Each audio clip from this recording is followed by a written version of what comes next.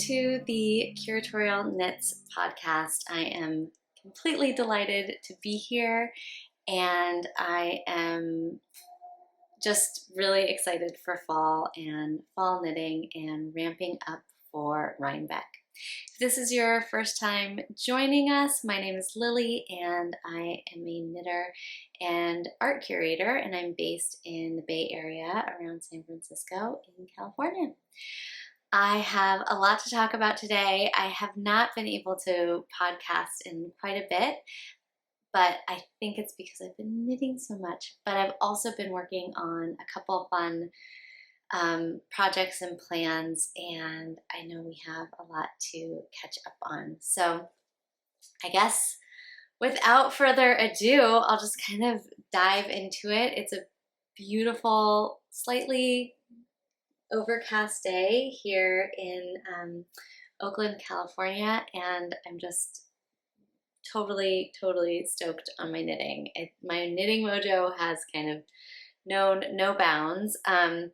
We can start with what I'm wearing, which is the Andrea Mowery Tessellated pullover. This is the pattern that she put together for Rhinebeck this year. Rhinebeck is the New York Sheep and Wool Festival, which is in upstate New York in the Hudson Valley. The official festival is on the Saturday and Sunday, and there's some classes as well on the Friday, I think, and even the Thursday before, and that's at the this beautiful fairground area.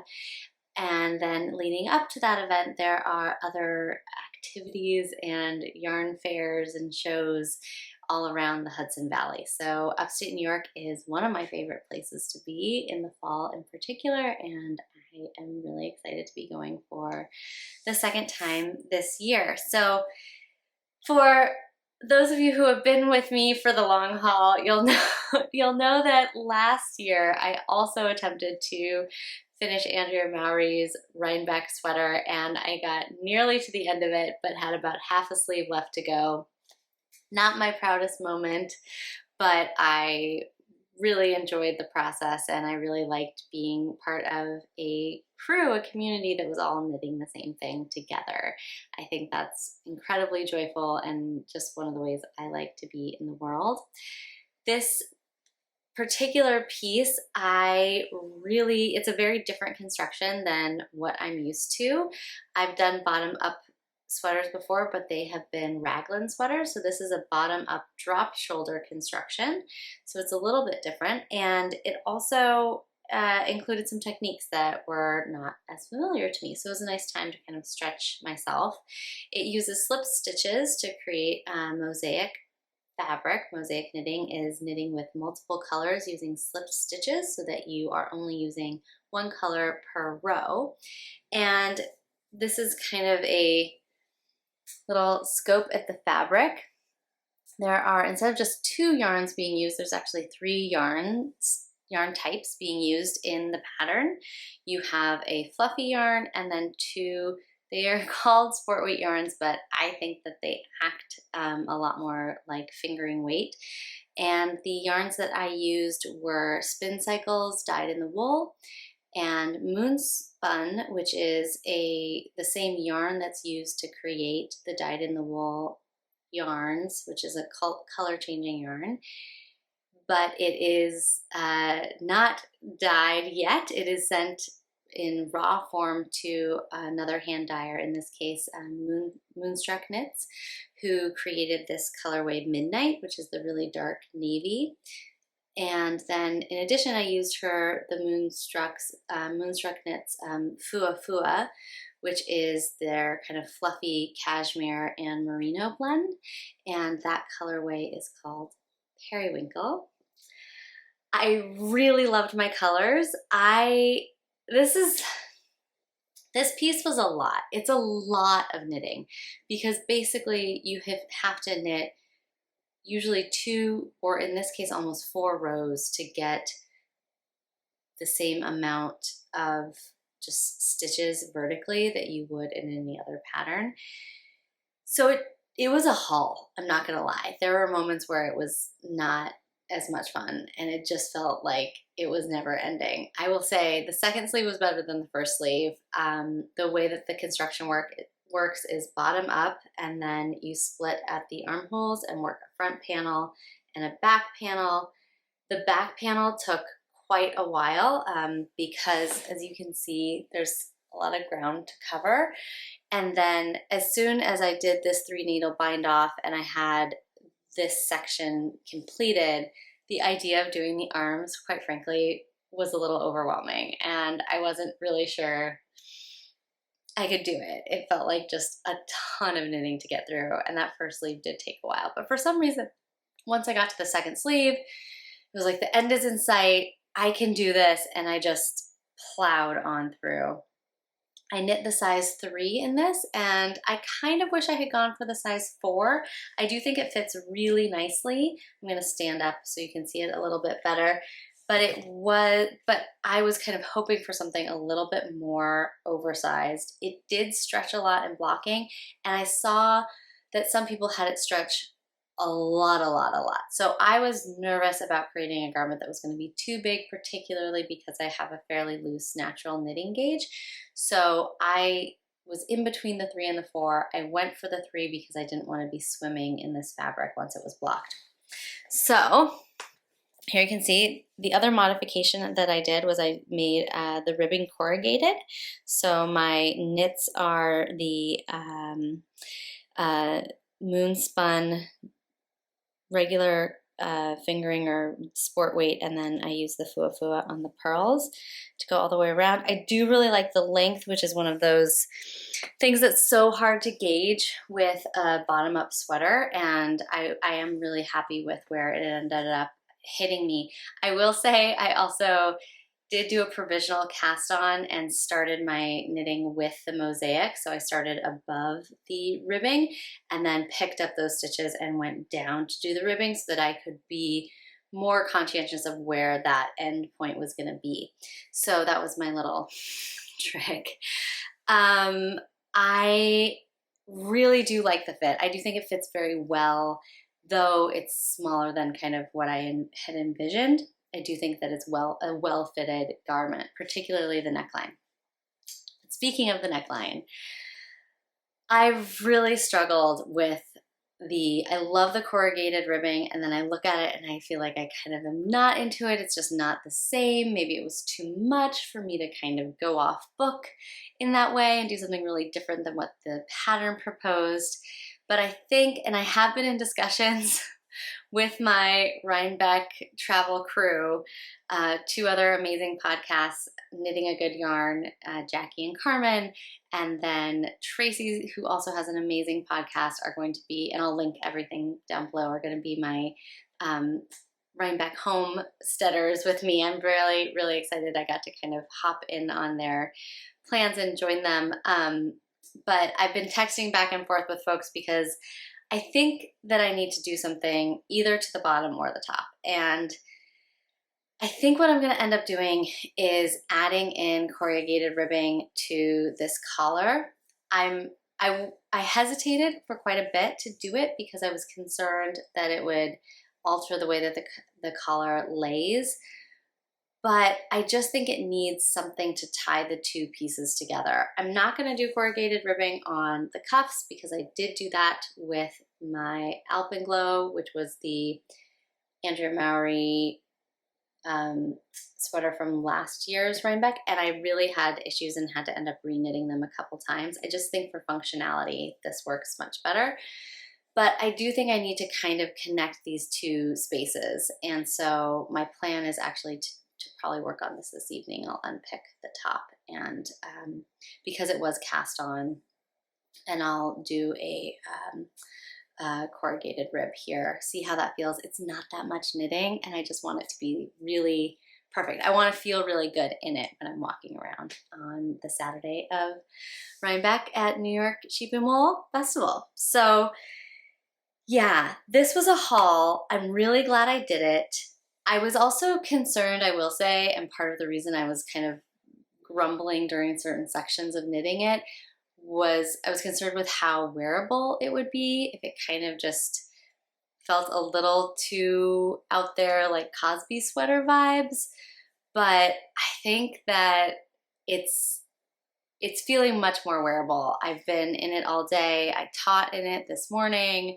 And so I think that just wearing it is going to give me a lot of confidence in the knit, which is kind of something that I love when that happens, when you're kind of questioning things and then you wear them and you feel so much more comfortable about the process of knitting them, even once they're done. So that was really, really fun. So glad I did it. I'm so glad I cast on in these colors. I had a switcheroo with my colors, and I'm really glad that I found these because I think it's a really great fit for me. I have another finished object, which I will be wearing the Friday before the New York Sheep and Wool. Right now, I'm just planning to go to Wool and Folk, which is what I attended last year and had an amazing time and purchased some beautiful yarns and saw some really fun friends. So I'm definitely planning on that. I actually get in on Friday morning. I'm taking a red eye because I have a major work event that Thursday night that I have to go to. So I'm going to my work event and then I'm going straight from the event to the airport, flying, and I'm getting into Albany in the morning of that Friday. So it's cool. I'm a professional. I'm working on it.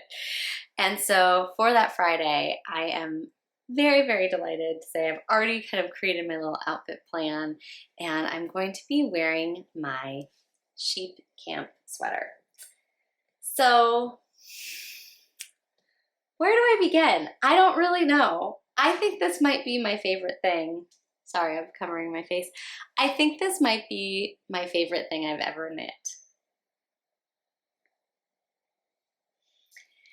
It was so enjoyable. The process of making it was so deeply rewarding and fulfilling, and it was a project that I had put the yarn together and everything clicked, and then it was like it kept meeting and exceeding all my expectations for the plan of what the knit was going to be and then what it emerged as.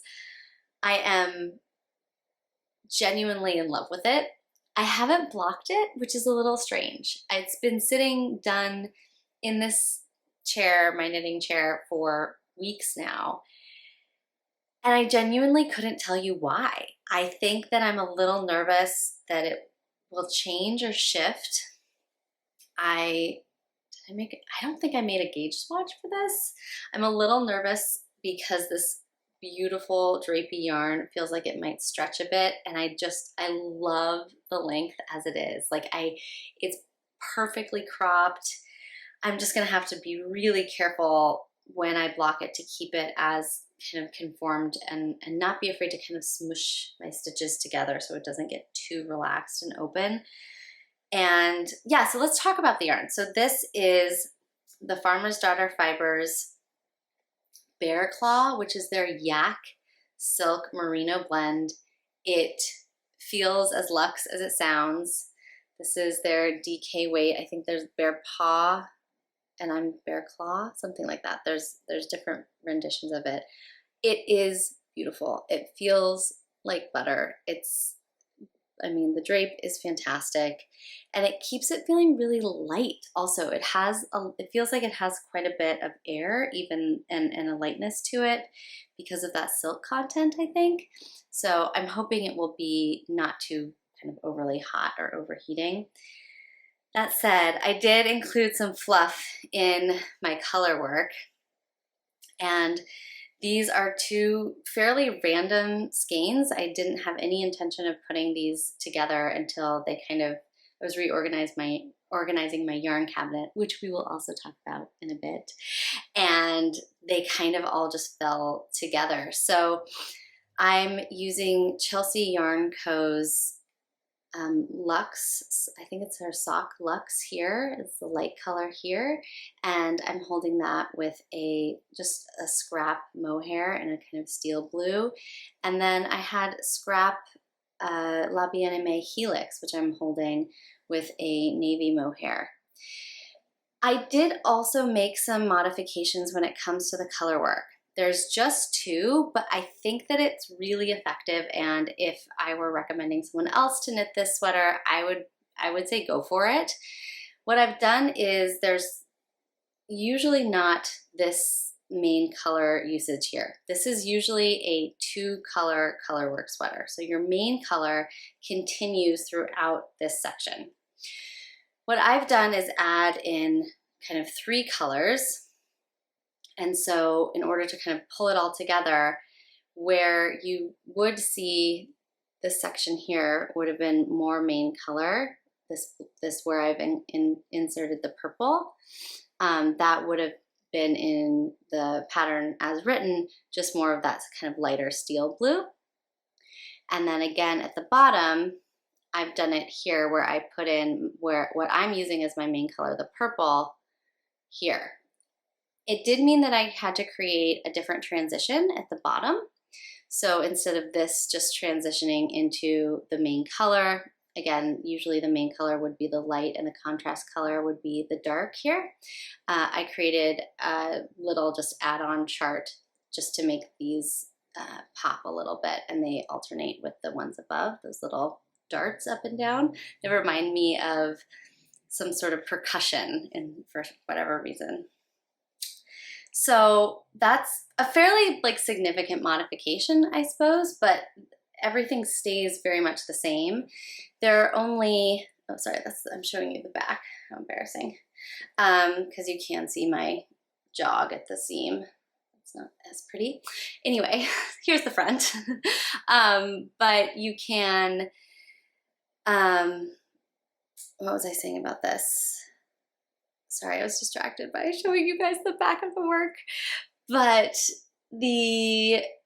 I guess what I'm saying is I would recommend doing it with this 3rd color. I got the idea from a project on Ravelry that actually used Spincycle as one of the contrast colors, and I thought that was super effective. But I think that, yeah, it's a really nice way to play with color. There are, and oh, this was what I was going to say, there are 2 rows where you will need, if you were to kind of replicate this, where you would be using 3 colors in that row. So in this section and this section, if you were to use this modification, you would need to pick up and put down your yarn using 3 in a row. And so that's not my favorite thing to do, but I had practiced doing that with the Sonder, which I also added a 3rd color to, and I think that in small doses I can soldier on and it does create a really effective look. So totally delighted with my sheep camp.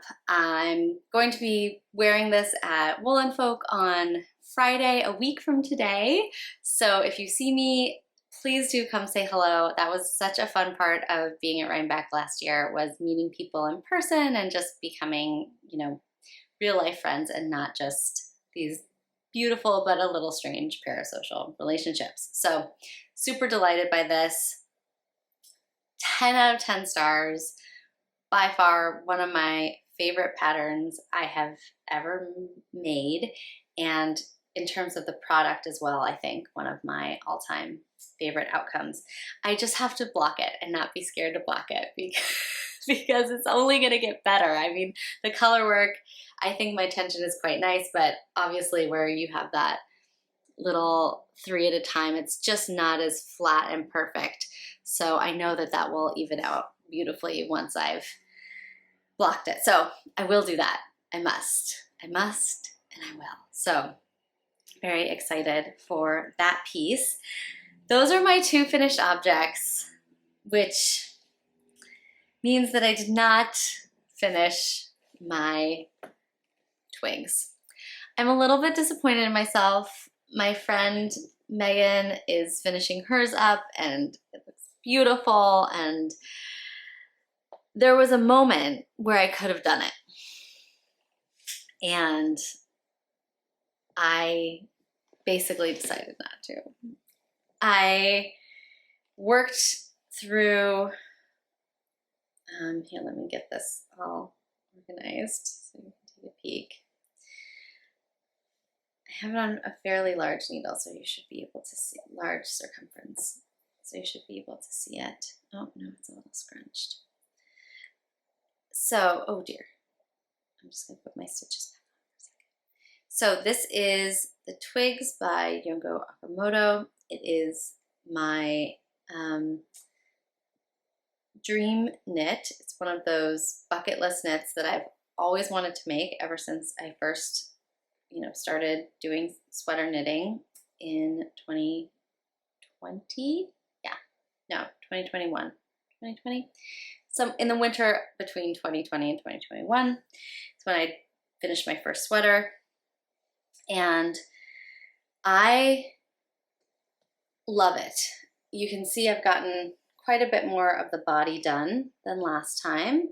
I had just split for sleeves, and I'm getting there. I am alternating the colors. Instead of just using 2 colors, I'm actually using 5. I have 4 contrast colors and then this main color. The yarn I'm using is Simply Divine. It's called a Chic Blend. It's from Lavandula Yarns, which is an Italian hand-dyed all-natural yarn company, and they have the most amazing rustic non-super washable in the most amazing colors. I am absolutely head over heels in love with what they do, and I could not recommend this product more. It is fine wool from Italy mixed with mohair, and it just has an incredible hand feel. It's incredibly soft. It's very lightweight, and that's something that was important to me because I want this to be a very kind of hard wearing yarn or hard wearing sweater. I want it to be, an heirloom knit, but I also want it to be lightweight so that I can wear it a lot. And some of my more rustic sweaters are just really warm and thick, which is great, but I'm excited to have one that's made of a delightfully light fingering weight yarn. Talk about needing a block. This is definitely going to transform a lot once blocked, and I'm excited for that process.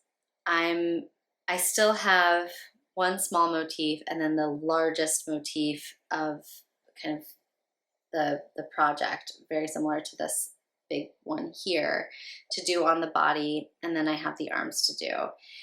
And it's just a long project, and I need to be in a good headspace when I'm doing it. I do like working on multiple things at a time, and it was just feeling like a lot of pressure to just focus on this sweater, especially when I was knitting the Tessellated, which also feels like it just took forever, and I really couldn't be working on 2, as my friend Carmen says, toothpick knits at the same time. I mean, it was too much. I really had to focus on this. The other reason I didn't finish is because I kind of snuck in on a test knit. So I have tested for Rebecca Clow of the Crayabea Knitting Podcast a couple of times. I love her patterns. I think that they are super straightforward. Everybody knows the Tolsta was so much fun to knit. I knit it twice in 2 months. I had so much fun with that piece. I love my Larnach sweater. I'll put a photo of it here. I test knit that. It's her Half Fisherman's Rib zipper sweater, and it's one of my most worn knits. It's so fabulous. The way she writes patterns is also really intuitive and helpful and great. And she's been posting quite a few test knits recently and calls for testers, and I was very restrained, I thought, in not applying for the Alder sweater, which I think just came out. Looks like a delightful pattern. I have my yarn already selected for when I'm gonna cast it on, but I was feeling very proud of myself for not working on that, or rather applying for that. I was being very, very disciplined. Not really, because then she started sharing pictures of the stick season sweater. And it's like my rustic, like textured sweater of my dreams. It's so great. It's a really simple, straightforward textured yoke, and then stockinette body and sleeves, but the shoulder construction is awesome. So I started seeing photos for it. I was like, this is the fall oversized sweater of my dreams. I need to be a part of this. So very luckily I am. And I'm so excited to share this piece. It will be done before Rhinebeck. I'm almost done with the second sleeve, but just, you can check it out on the sleeve that's done. Check this out. Look at this shoulder construction. Is that not the coolest? I love it. So I've blocked the body, which is, I will say, really important to do before casting on the sleeves. I didn't the first time, and I knit almost the entire first sleeve and was like, this is wrong. This is not it. So what happens is this stitch pattern at the top, it looks like all these lovely little sticks. Oh my God, it looks really good on camera. This stitch pattern opens up beautifully, particularly in this yarn, and I will wax poetic about this yarn in just a bit. And so it opened up quite nicely. Also, this ribbing detail, so the shoulder is constructed with this great ribbing detail, which actually reminds me quite a bit of my cardigan that I made, the Just Say No cardigan, that has this kind of wonderful rib work detail. So constructed in very different ways, but a similar way of kind of doing almost like a faux seam. And this opens up so much all around the armhole. So it's really important to do that. I did a full block. You could probably get away with a steam block, but because this yarn changes so much, it really transforms in blocking, which I had known from my swatches. I knew I needed I really was curious to see what would happen. It's been much more successful. The short rows, the way that everything comes together, it feels right. So it's a good reminder not to kind of worry too much about half blocking. I think at the end here, I will probably just do a full block of the sleeves and leave the body because it is just perfect. It fits so well. It's remarkable. And I just love it. I love her. She's so great. So this will be my Sunday. My plan is to wear this on Sunday because I'm really hoping, I know Rebecca will be on site, so I'm really hoping to run into her and show off this awesome piece and my third test knit for her, which has been such a joy and really fun little community too to knit along with. It is a bit of a beefy neckline in this yarn, I will say, but I love it. The yarn is Issachar's Tweed, and when you're knitting with it, it does feel pretty rustic. It's the real deal. It's got some hand feel, you know, it's a little sticky, icky, little Bay Area vibe there, but you can see how beautiful the neeps are on the tweed. It's really multi-dimensional. This color that I've selected is called Sand, and it's like a non-beigey beige. It's like a non-boring beige, which I quite enjoy. And it's been a really fun knit, like a super fun knit. So while I am a little bit still disappointed in myself for not finishing my twigs, I have my sticks. So I can kind of go back and forth. Sticks, twigs, sticks, back and forth on those. And that was really fun. And I know that I'll be finished with this with plenty of time for Rhinebeck Sheep and Wool, day 3. So I'm excited about it. I do have 2 other whips to kind of report in on. The Sonder has really taken a backseat. I am so worried about playing yarn chicken with this. I guess I can show you guys where I am. I think it might be almost nearly exactly where I was before. This is the Sonder sweater by the Petit Knitter, which is a originally, I think, a 2-color work piece that I've turned into a 3-color work piece. And I'm knitting it in this amazing Finn wool. Oh my God. Oh God, it feels so good. I should really be knitting on this. Ah, so much to do. It's a great piece. I just have to power through the body and pray that I have enough yarn for it. I'm thinking what I might do is bring more of just one skein of the gray, or maybe a small skein of it, just this little swatch, with me to Rhinebeck. And if they're there, and if the flock this year has a close enough, these are all the natural colors of the flock from Bonnybrooke Farms in, I believe, Vermont. So if this is close enough, maybe I'll just be able to snag another ball to finish it off. That's the goal. But I am close on it. And it feels so good. I'm really excited to wear this in terms of just the feel of the fabric, and watching it open up in blocking will also be so much fun. And yeah, this will be great. So not a lot of visual progress on that, but I hate playing yarn chicken. I'm not gonna lie. It freaks me out. It's not fun for me. It is not like a, ooh, will I make it, won't I? It's like a, oh no, what if this doesn't work out? No, crisis. So, oh, okay, more from Whipland.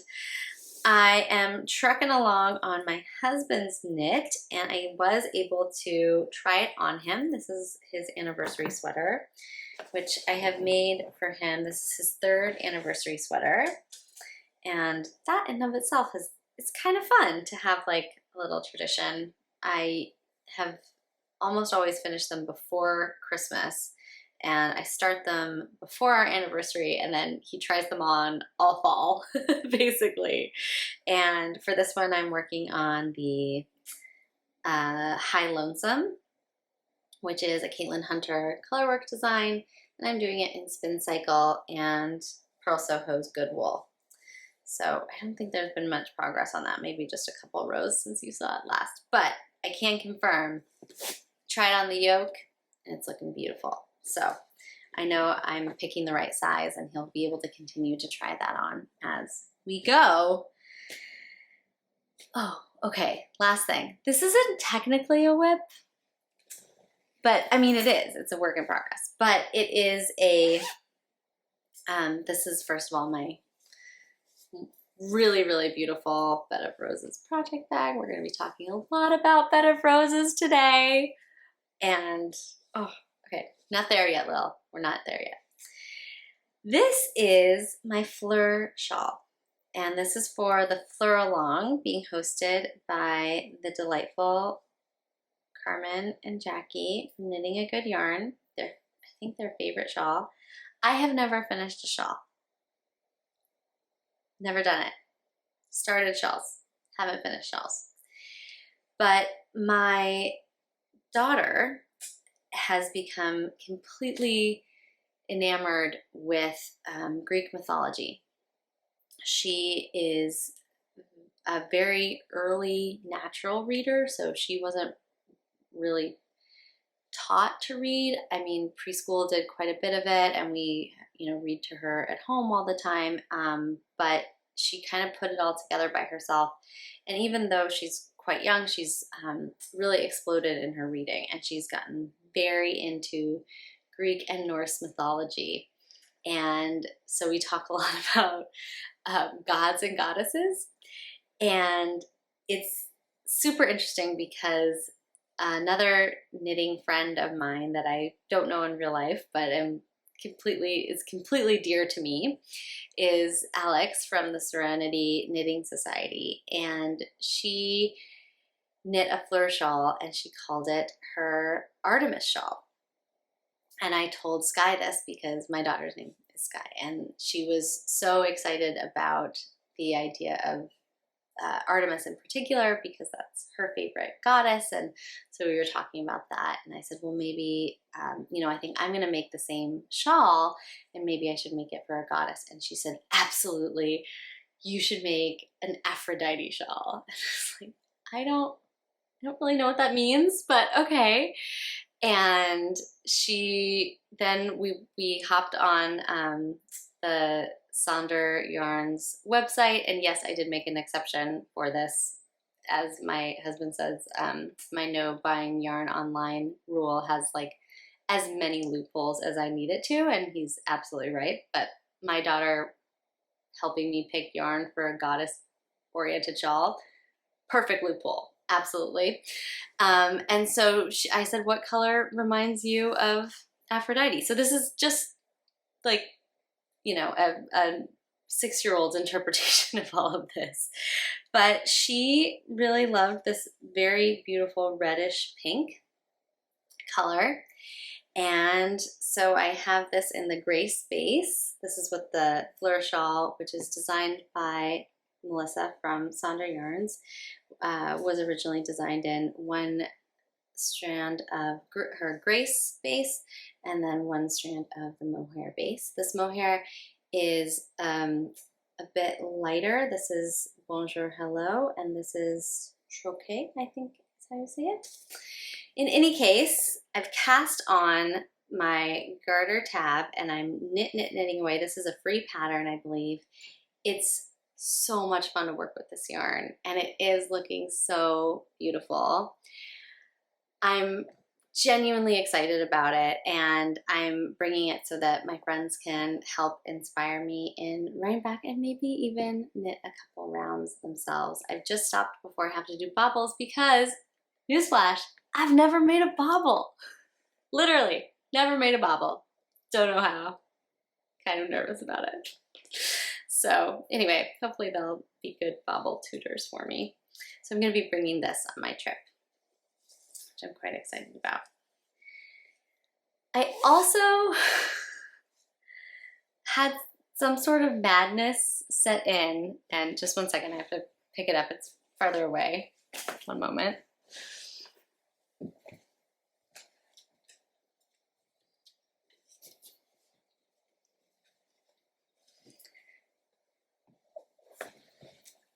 So speaking of shawls, I had a madness set in, and I have a few skeins of singles, like sock singles, that I don't knit socks, and I don't really know what they were doing. They were just pretty yarns that I bought, and I wasn't quite sure what to do with them. And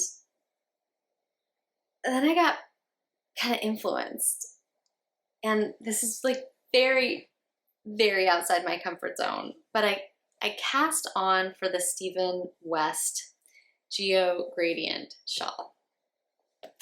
I cast it I created my gradient, which I'm quite excited about, with this is Life in the Long Grass. This really beautiful color that I got at, let me get this. I bought this at the Rose City Yarn Crawl the very first year I went.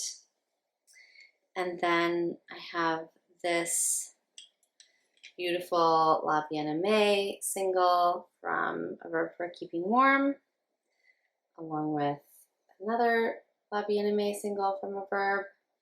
And then Avenue Yarns in Berkeley also have a hand dyer who makes singles for them. So I picked up this to kind of complete the gradient. And I know that there was an initial clue that had a representation that was not acceptable. It was I completely understand the shift. And if you want to know more about what happened in the process and the changes, definitely go check out Stephen West's YouTube channel. It's beautiful.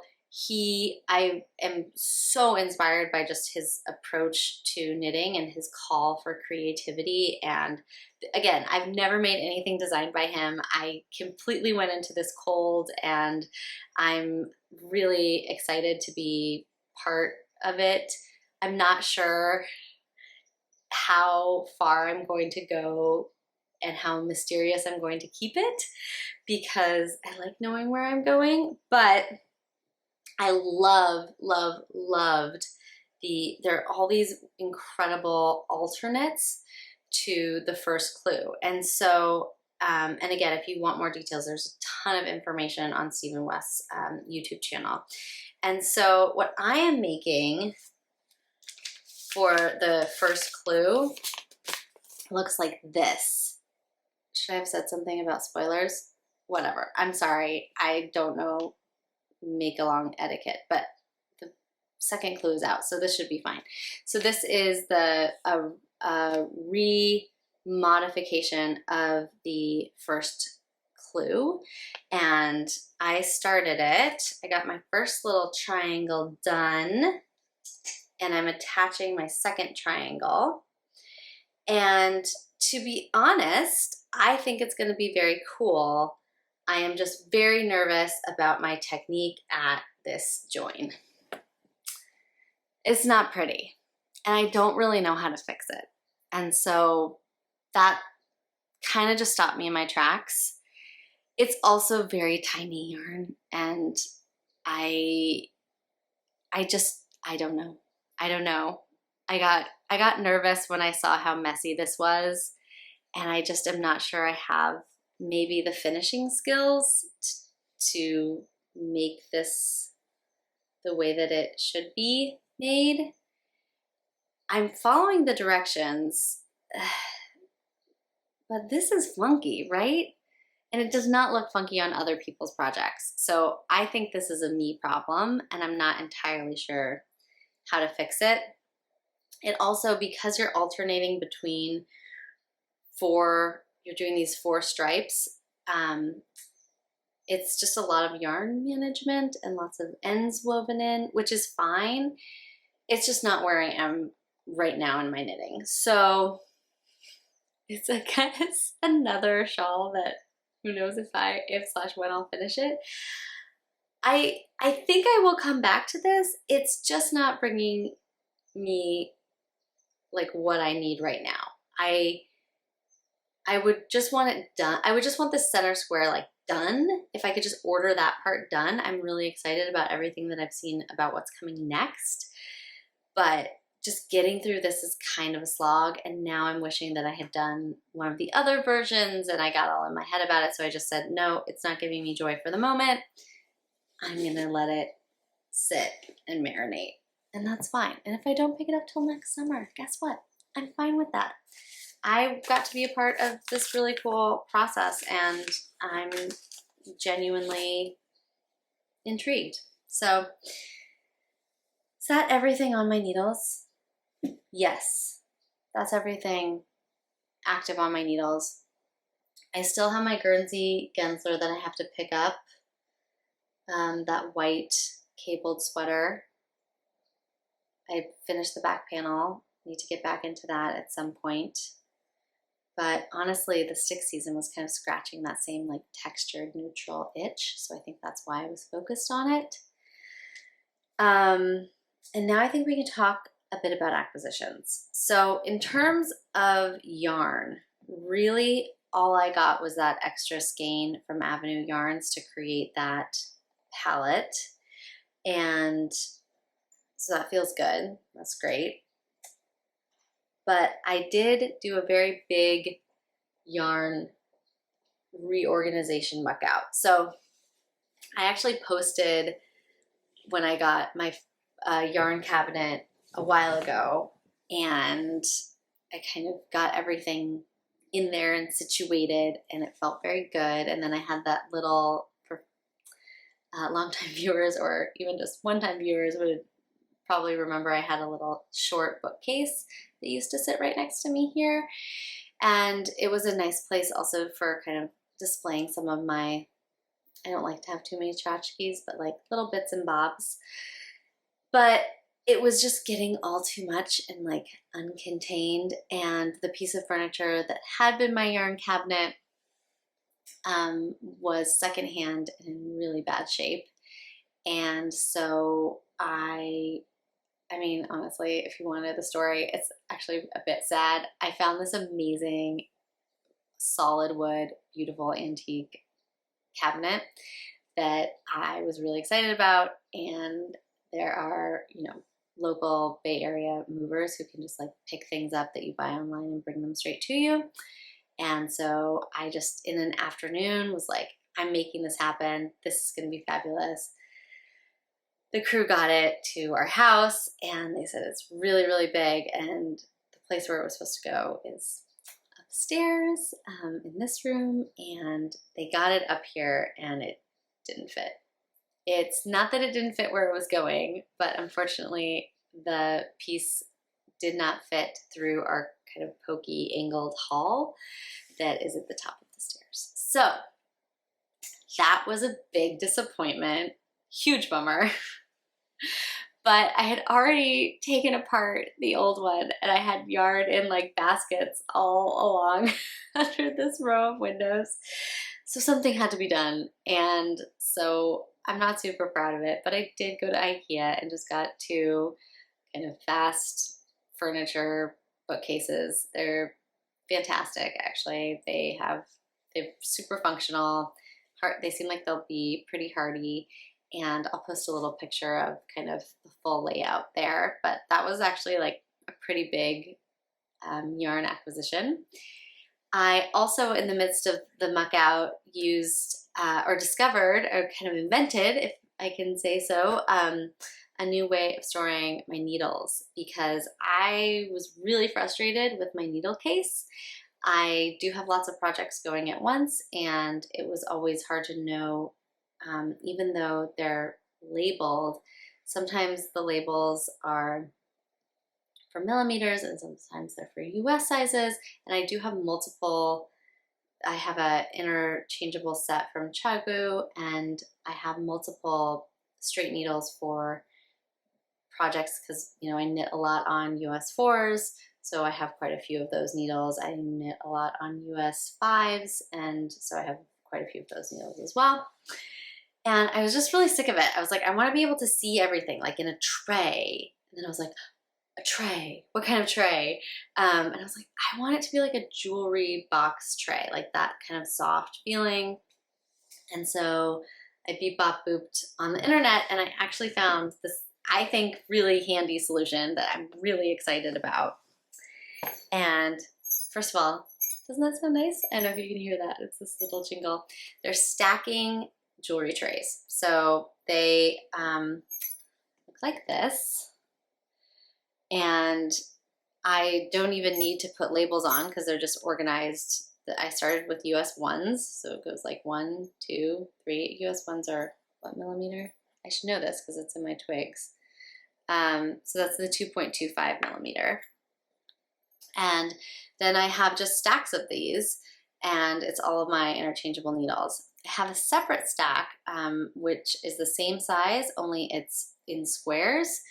And so it's divided into 4 squares, and that's where I have all my coils of cord for the needles. So it's really, really worked out well for me. I don't know if you're someone who gets kind of frustrated by lack of organizational tools, but I was, and I didn't love the roll up needle case situation. So this is really great for me because I just feel like it's open and I can see things and I know how many I have of what needle and where they are. So that was another kind of acquisition.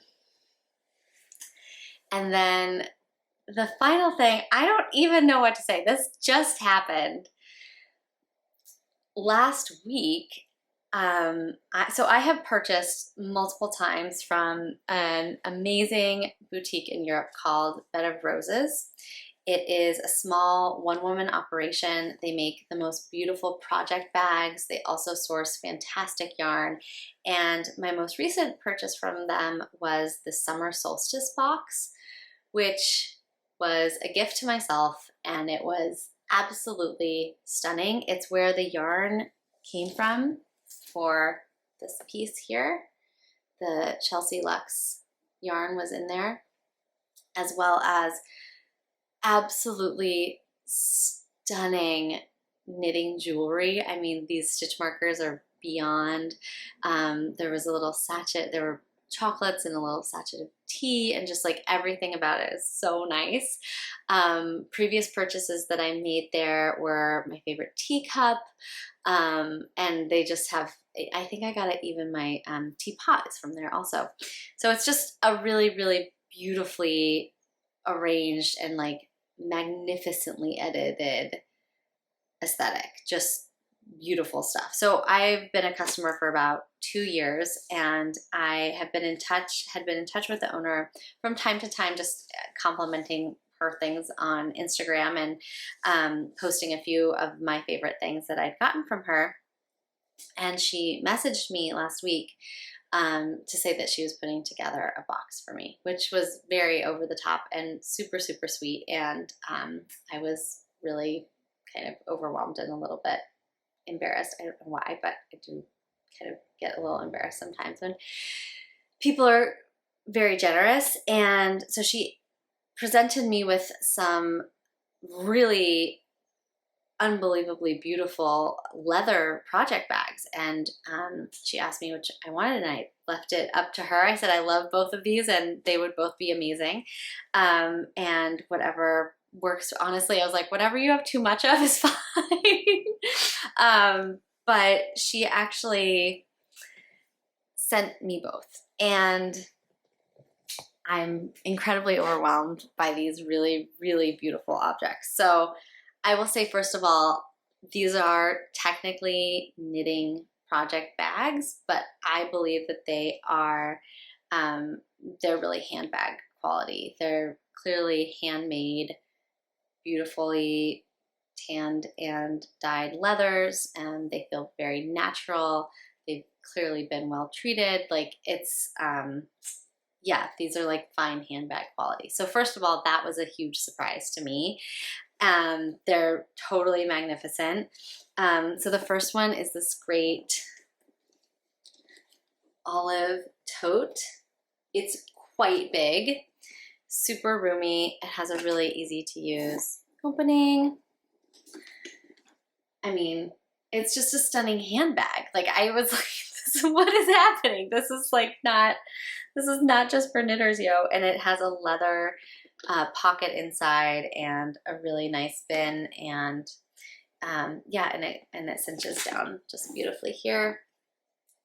And so that's one. I think this is what's called the queen size on their website. It's stunning. It's beautiful.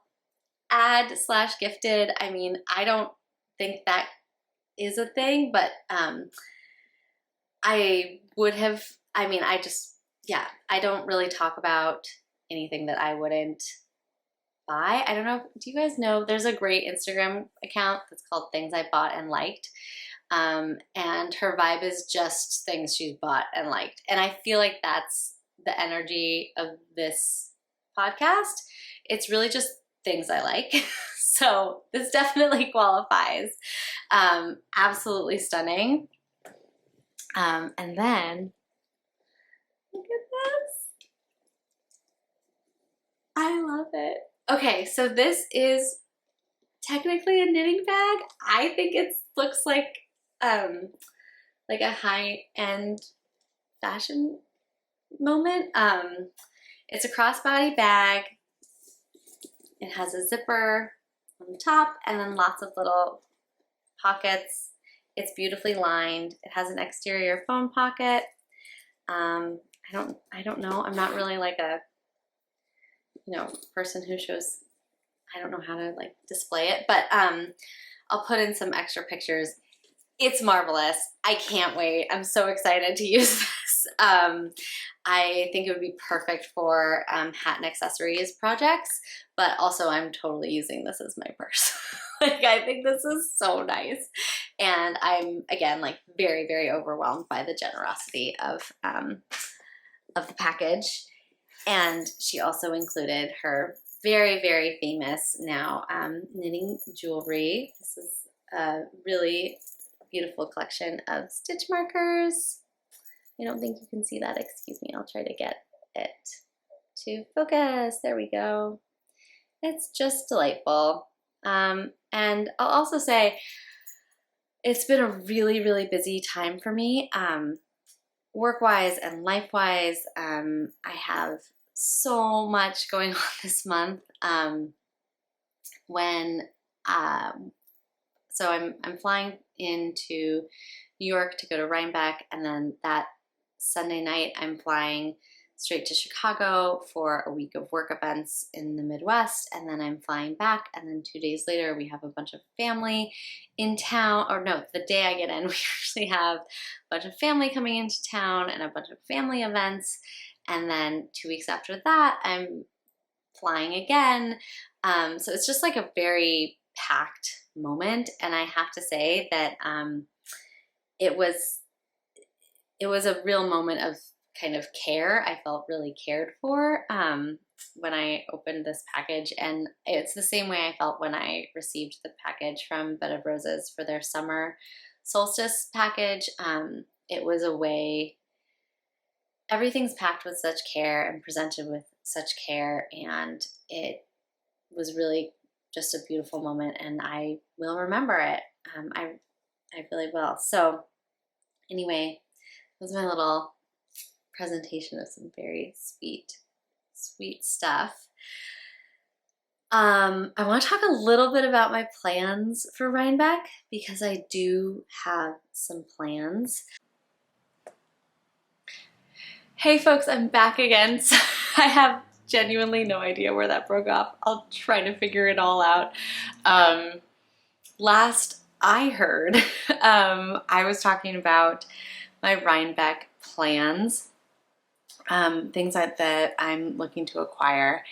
And one thing I'm really curious to try to find is a pairing for this. So this is an incredibly beautiful pink from Honor Ak Air. I forget the name of it, but it was from about a year ago now, and I still haven't knit with it. And one of my favorite ready-to-wear designers, Emerson Fry, came out this season with a really beautifully marled kind of oxblood or kind of Merlot, maroony, but kind of cool toned burgundy color marl with this kind of dusty pink, and I thought it looked amazing. I've really been missing some Newt-to-Din projects in my life, so I'm excited to find something to pair with that and do maybe a kind of out there marl. So I'm going to bring a little bit, just wind off a few pieces of this to bring with. I'm also thinking about a good pairing for a couple projects that, or patterns that have recently come out. So I'm looking at the, shoot, now I'm gonna forget all of them. I should have written this down. There's basically two patterns that I'm really excited about. One's from a new to me designer, and another a designer that I've done a pattern from before. So I'm gonna jot down all my notes and try to find the yardage that I need to see if I can find a good fit for those. And then, as I mentioned, I do want to try to find some more of the Bonnybrooke Farms fin sheep wool in this natural silver color. It is so stunning and beautiful, and if I can get a little bit of assurance, because I just have this little bit and then one more ball, and I have to do the whole rest of the body in both sleeves. It's just not going to be enough. So I really do hope that, fingers crossed, I can find a little bit more of that.